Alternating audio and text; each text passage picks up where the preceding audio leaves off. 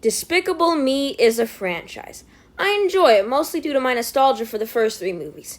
See, I can excuse a movie not having an overarching story if it makes up for it by being simple, fun popcorn entertainment. Rise of Gru was sloppy, but I enjoyed another chance to vibe with these characters who I rewatched over and over as a kid.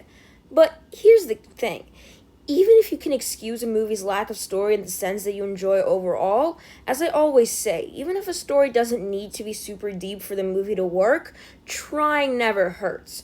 It might not fully pan out, but if they try, it allows the story to feel a bit more three-dimensional. I get it's not the genre that's supposed to deeply move you, it's just supposed to be fun, but having traces of emotion allow a sense of balance.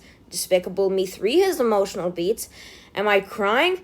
No, but small traces of emotion help make the story a bit more human. Despicable Me 4 is superficially fun, but I'm not always in the mood to turn off my brain. It feels less like a story and more like a series of gags. And as funny as they are, if the connective tissue isn't good, I can't excuse the lack of structure as much. And it's not like other movies where the main appeal is the gags, but they have a story at their core. No, there is no story, just gags and subplots piled up with no rhyme or reason, kind of like Minions. The plot points are like puzzle pieces that don't connect. There's the story of Gru trying to bond with his baby, Gru Jr. Then he has to hide away from Maxime Lamal, who is by far the worst villain in the series.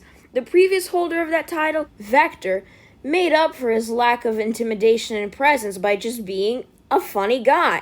But this guy has nothing memorable about him, just the most generic villain you could possibly come up with. He enhanced himself with cockroach DNA and can turn others into cockroaches? Okay. So they go to a city and make new identities, and wacky hijinks ensue. Lucy is a hairstylist, but then she screws up someone's hair, so she runs away and gets chased by a client in a grocery store. Why does this happen? Oh, because it makes for a cool shot in the trailer. Edith and Agnes have a karate class. Agnes doesn't want to lie about her name, but she can't say her real name. So she says nothing, the coach gets mad at her, and Edith beats him and pushes him in the wall. Only 3 of the minions were able to move with the family, so the rest of the minions go to live at the AVL temporarily. The AVL leader turns 5 of the minions into superheroes. Gru's new neighbors, the Prescotts, invite them to the community club. They come and have food, bond, play tennis, all that jazz.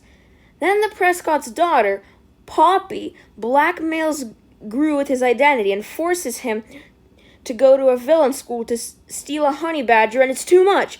There's way too much going on for anything to feel natural. Now, it might sound like I hate this movie, but I don't. Even if a lack of a good connective tissue brings down my enjoyment significantly, I can still enjoy dumb fun if it's attached to likable characters, and this movie is. So after random shenanigans occur for 2/3 of the movie starts getting really good when the villain tracks down Gru and steals the baby, hoping to steal him as his own and use him against Gru. Hey, wait a minute, this is literally the climax of The Incredibles. I swear, this movie is obsessed with making Gru Jr. Jack. So that's investing, but then the villain makes himself into a giant cockroach monster, and he taunts Gru and turns the baby against him, and it's so well done. I love how despite being over the top in terms of its presentation, at its core, the conflict is just the relatable fact that babies don't always have the strongest bonds with their fathers. And it's made even better by what an abomination this guy is. I'm not overselling it. This might be the scariest thing in an Illumination movie since, like, El Macho's monster form. But that honestly doesn't make up for the aimlessness of the rest of the story. I'm sorry, I really wanted to love this movie. I've been waiting to get it for 7 years, and it turns out to be average. Before I go, though, I want to mention that there are 2 great songs here. The first one is Double Life, which might not be related to the plot of the movie, but it's just really catchy. Pharrell Williams really outdid himself here. Great job. I listen to that song all the time. And the ending is just... Honestly, I'm just so glad it exists and that Illumination animated it. That makes me happy. So basically, all the villains reunite and sing their cover of Everybody Wants to Rule the World, and it's so good. Definitely the best scene in the movie. It got me emotional, and I can watch it over and over. Even though Inside Out 2 made me feel more than this movie, I think I prefer this one overall because at least it has fun action and funny jokes. 6 out of 10.